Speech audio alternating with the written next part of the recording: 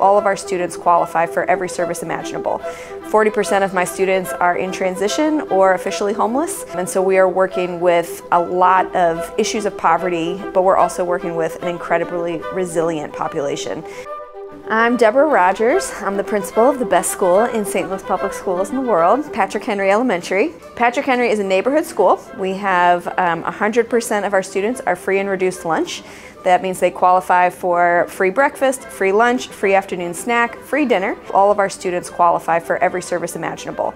My name's Leanne White. I'm the Director of Healthy Schools Initiatives for the district. Initially, our AIM program, we were just trying to integrate the academic subject into our physical education class.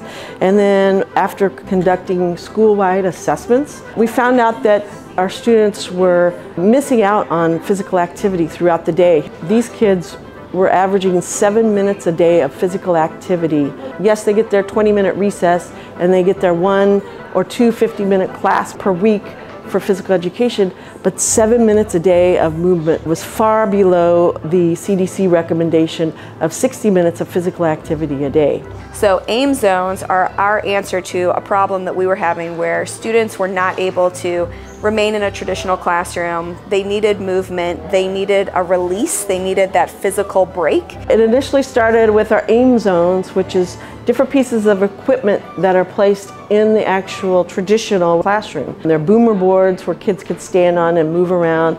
There are pedal exercisers where they could sit and pedal and maybe read. There's stretchy bands that they step on and can move their arms for muscular movement. And then there's a mat where they can sit down and stretch. And then there's a fun thing called activity dice, which on one die it has numbers, and on another die it has different activities. So they can roll those dice and it says 5 and push-ups, so then they do 5 push-ups.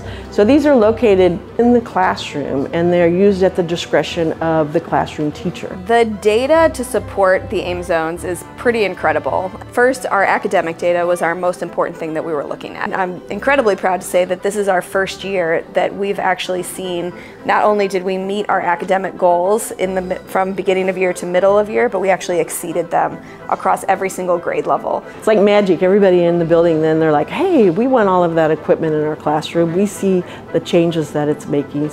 We started collecting data 3 years ago and we had 287 referrals that took a child out of a classroom. That is very high. From 287 to this year, we're at 21. The AIM zones are an incredible piece of our puzzle that we're working on at Patrick Henry.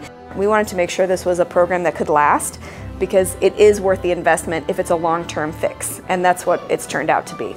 The physical resources of getting the boomer boards and those bike pedals, they don't seem like they are expensive, but oh my gosh, they are so expensive.